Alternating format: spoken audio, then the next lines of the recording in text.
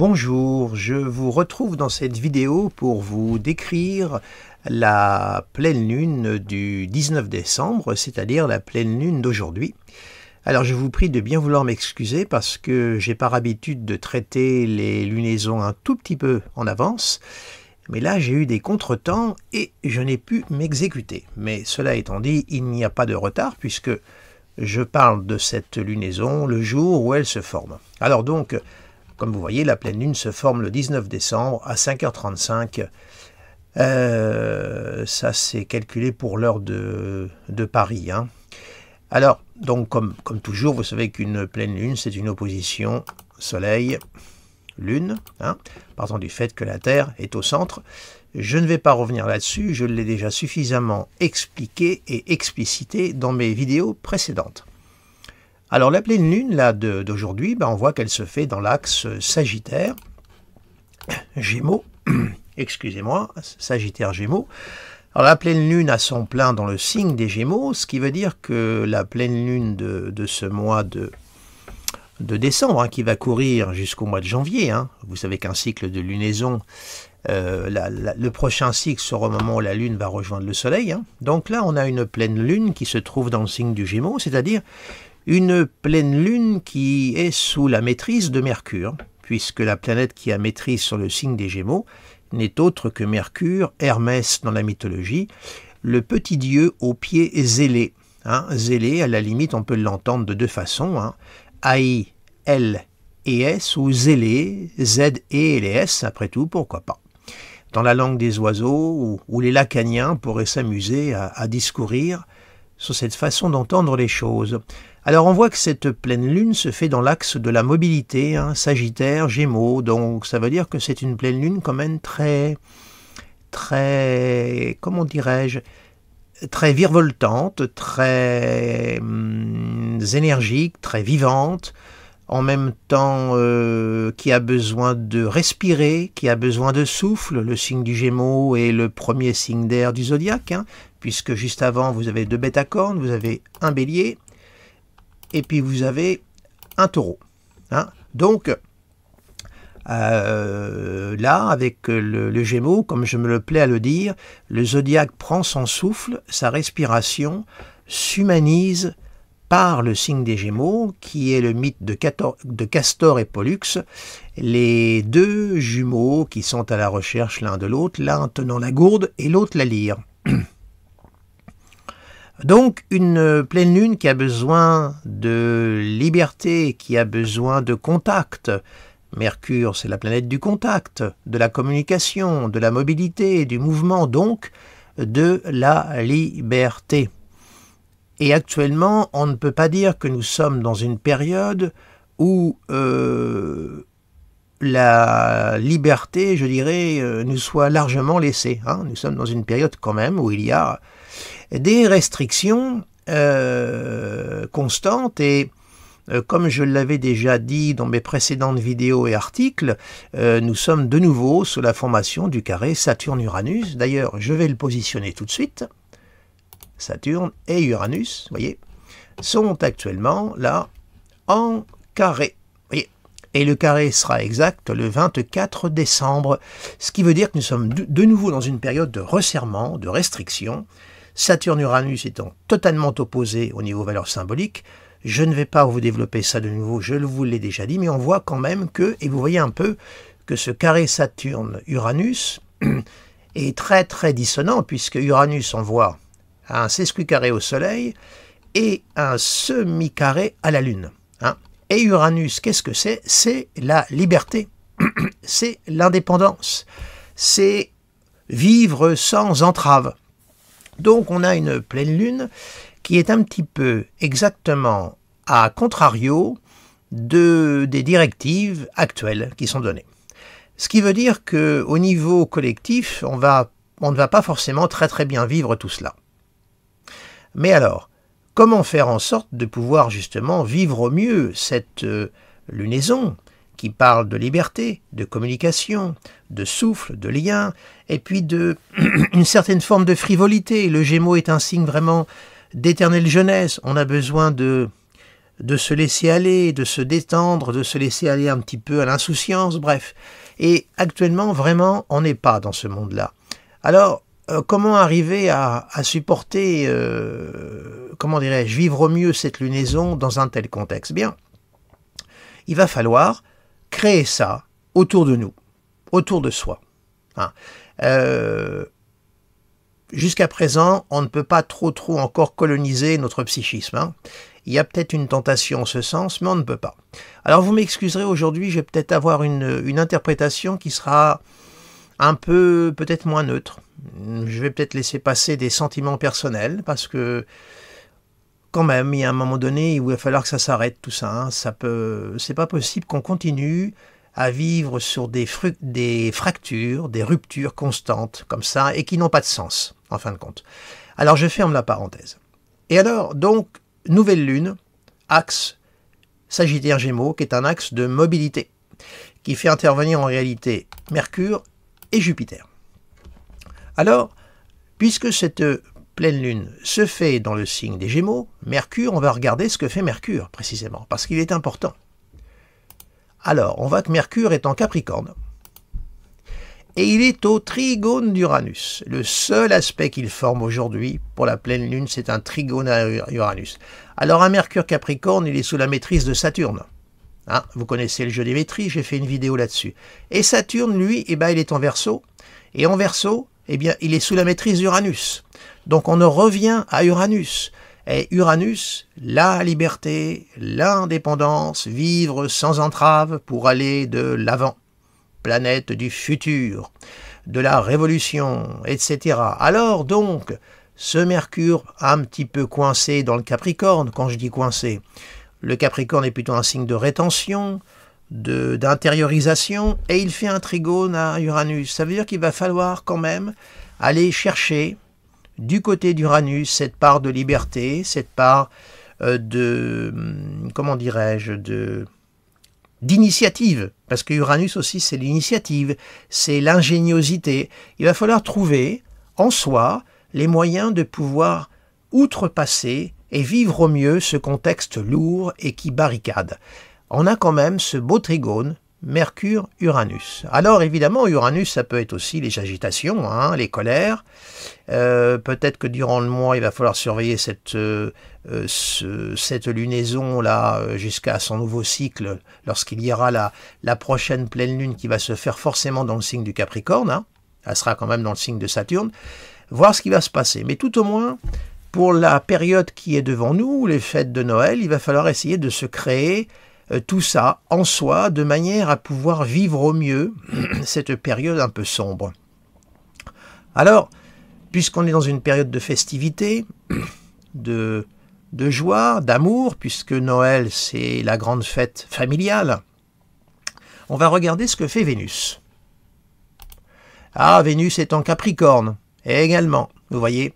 Alors sachez qu'elle va bientôt entamer sa phase de rétrogradation et que Vénus va demeurer dans le signe du Capricorne jusqu'au mois de mars 2022. Et oui, la petite Aphrodite va rester très très longtemps sur les terres hivernales, froides du Capricorne. Alors voilà, on dirait que là, c'est un petit message qui nous est adressé. Vénus, planète des sentiments, de l'amour, de la vie sociale, est dans le signe de la solitude, du silence, de la mélancolie du Capricorne.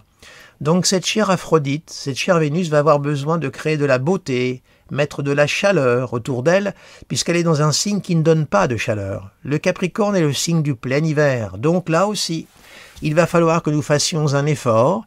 Là, vous voyez, la Lune est quand même au semi-sextile du Soleil, hein, il y a quand même ce petit aspect qui existe, donc il va falloir le jouer. Hein.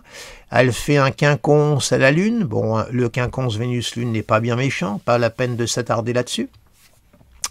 D'ailleurs, j'aurais dû virer ce type d'aspect, mais bon, c'est pas grave, on va le laisser quand même.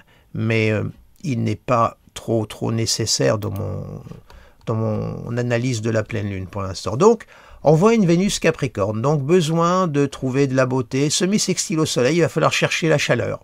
Et oui, voilà, Soleil, Vénus, c'est un rapport de chaleur. Le soleil, n'oubliez pas, est le symbole de la vie. Il y a quand même ce semi-sextile. Donc là aussi, ne nous laissons pas, comment dirais-je, trop influencer par les pressions extérieures et puisons en nous, puisque Mercure est en Capricorne et Vénus en Capricorne.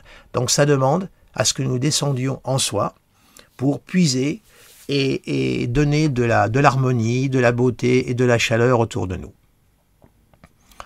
Alors, on va quand même poursuivre cette analyse de la pleine lune. On va positionner Mars. Bah oui, Mars, comme vous le savez, c'est la planète de l'action, de la guerre, du désir. Mars se trouve en Sagittaire. Voilà. Il est, comme on dirait, féral. Bon, il est quand même en conjonction sur l'axe des nœuds, hein, près du nœud sud. Près du nœud sud, bah, ça voudrait dire qu'il ne faudrait pas trop se laisser aller justement aux pulsions martiennes. Ils sont des pulsions plutôt d'action, qui peuvent être parfois belliqueuses. En plus, Mars se trouve dans le signe du Sagittaire, signe de feu. Ce sont deux éléments qui... Enfin, pardonnez-moi, Mars est une planète de feu et il se trouve dans un signe de feu. Donc là, éléments qui ne se contredisent pas. Et Mars, en fin de compte, il est féral. Il est libre.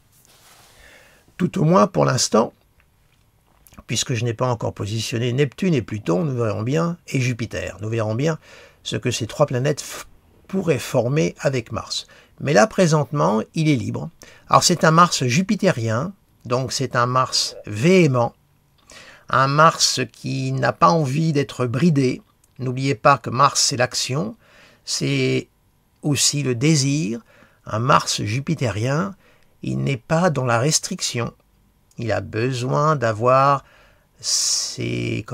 d'avoir les mains libres, d'avoir les manettes en main et d'avancer, d'aller vers son désir et également ses ambitions par la valeur jupitérienne du Sagittaire. Donc on voit que là aussi, ce Mars est un petit peu, je dirais, contrarié par le contexte général. Alors nous poursuivons. Voyons ce que fait précisément Jupiter, puisqu'il a maîtrise sur Mars. Jupiter. Eh bien, on voit que Jupiter est dans le signe du Verseau. Autrement dit, il est sous la maîtrise d'Uranus, une fois de plus. On voit qu'il y a quand même une tonalité uranienne par maîtrise dans cette lunaison. Et on voit que ce Jupiter est au sextile du Soleil et au trigone de la Lune. Ce qui veut dire que cette pleine Lune, là, vous voyez, trouve en fin de compte sa résolution et sa porte de sortie, pour employer une image qui n'est pas très élégante, par le fait que Jupiter est à la fois en harmonique au Soleil et à la Lune. Eh bien, ça veut dire qu'on a quand même là, tous autant que nous sommes, les moyens d'arriver à passer ce moment, à pouvoir à peu près nous créer des fêtes de fin d'année agréables. Et vous entendez de nouveau mon chat derrière qui ponctue.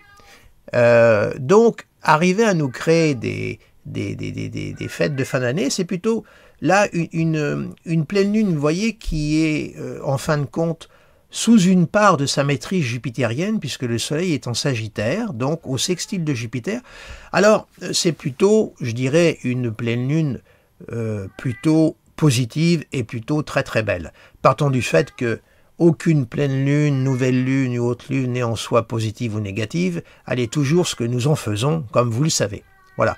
Donc, aspect plutôt positif lorsque l'on voit cette très très belle configuration. Mais voyons ce que fait Neptune, qui marque quand même l'inconscient collectif.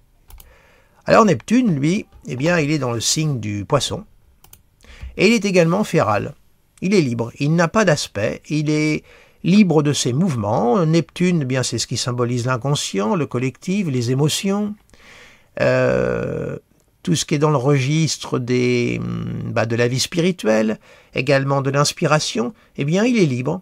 Il n'est ni contrarié, ni soutenu, ce qui veut dire qu'il faut aussi aller, tous autant que nous sommes, puiser précisément à la source de Neptune pour pouvoir apporter un peu de douceur, apporter cet ailleurs, cette utopie dont nous avons bigrement besoin en ce moment, parce que l'utopie aujourd'hui, je me demande où elle est. Donc, eh bien, allons à la source de Neptune.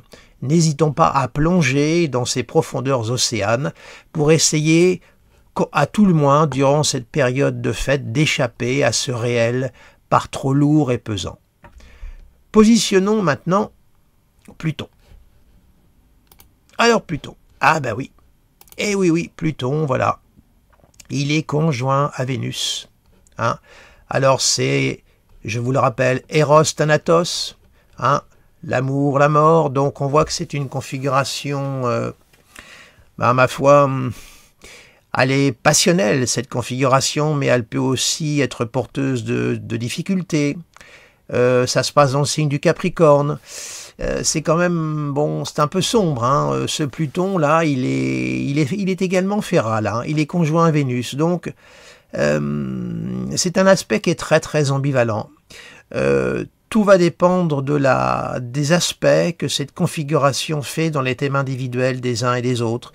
Il faut que vous le positionnez dans votre thème pour voir exactement ce que cette configuration fait dans votre thème natal. Mais c'est vrai que là, j'espère que ça ne va pas marquer la solitude de certaines personnes ou l'incapacité pour certains de se retrouver, étant donné les mesures qui sont actuellement adoptées.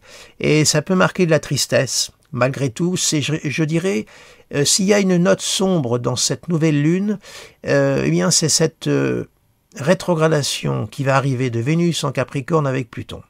Il va falloir vraiment que nous puisions les forces d'amour en soi pour pouvoir les distribuer autour de soi. Parce qu'elles ne vont certainement pas venir de l'extérieur. Pourquoi? Parce que Vénus est dans le signe du Capricorne. C'est le signe de l'intériorisation.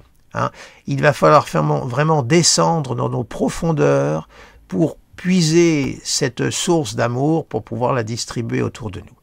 Ça ne viendra pas de l'extérieur. Certes pas. Alors vous voyez un petit peu le panorama de cette pleine lune. N'oubliez pas que tout de même il y a Jupiter qui vient soutenir cette pleine lune. Par le fait que Jupiter maîtrise Mars, c'est-à-dire que tout de même le désir va être quand même protégé. Nous resterons quand même maîtres de notre désir, mais dans un contexte quand même d'enfermement, de limitation, puisque nous avons de nouveau le carré Saturne-Uranus qui est là et qui sera exact le 24 décembre. Voilà cette note de pleine lune. Je n'ai rien à rajouter de plus. J'espère que elle vous aura apporté un petit éclairage. Et puis, écoutez, nous avons, je crois, suffisamment de force en nous pour arriver à résister à tout ce qui se passe actuellement. Je tenais à vous remercier de votre fidélité et je vous souhaite de très, très, très belles fêtes de fin d'année. Et merci de votre attention. À bientôt.